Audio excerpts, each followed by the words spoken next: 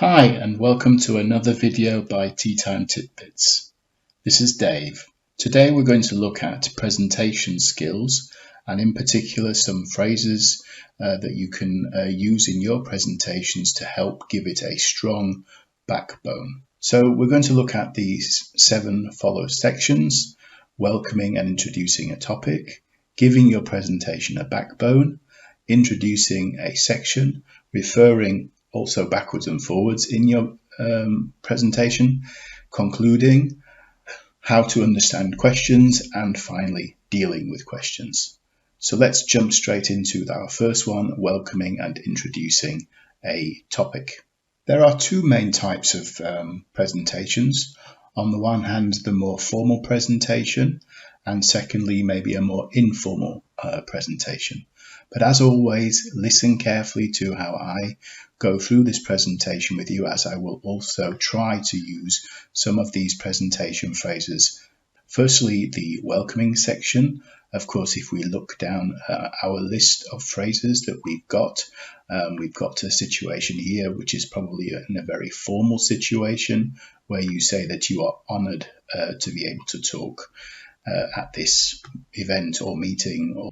And then finally here we have the excited and super stoked, which hopefully shows you this is for more of an informal situation. So let's start looking at giving your presentation a backbone, and starting with the when.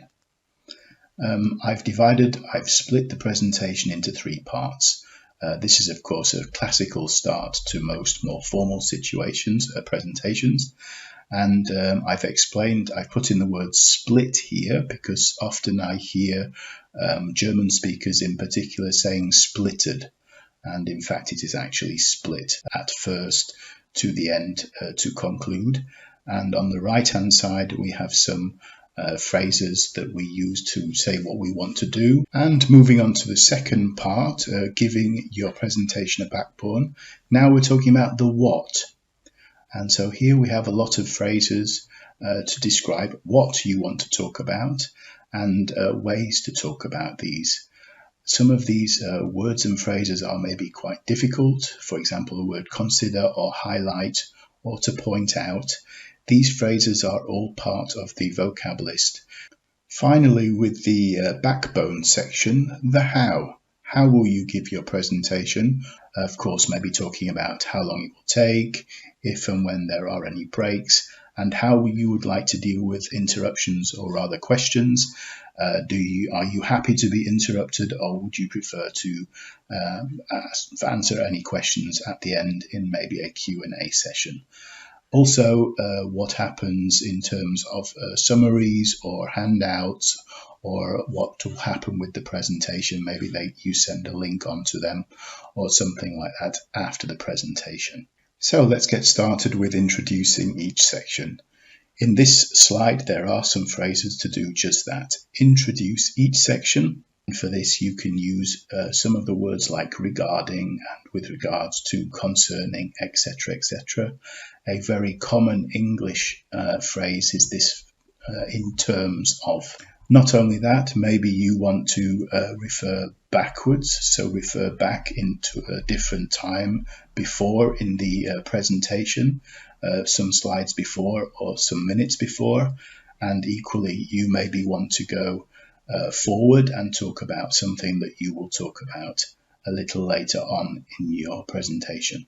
Drawing towards the end of your presentation, maybe you want to give a summary of what you've said before. Often people say that you should signpost your way through a presentation, so telling your audience what you are going to say, tell your audience what you are saying to them at the moment, and of course then later tell them what you said. So this could be of course part of the summary before you go on into your conclusion, and thanking them for listening, of course, before suggesting going into questions.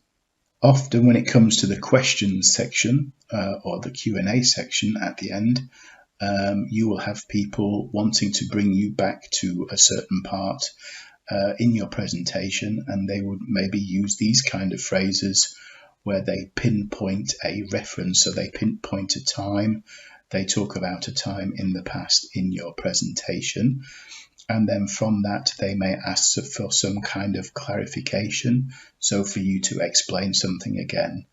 So, and finally, dealing with questions, it's always a good idea to praise the person and thank them for asking the question.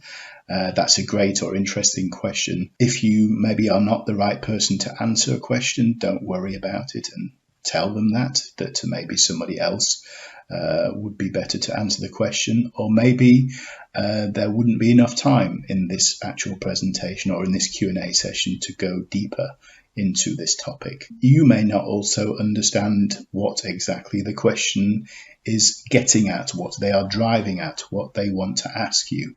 So of course you may have to ask them what you understood and if you understood them correctly.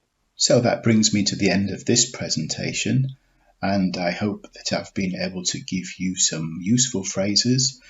Thanks a million for watching, and I look forward to seeing you in the next video. Take care. Bye bye.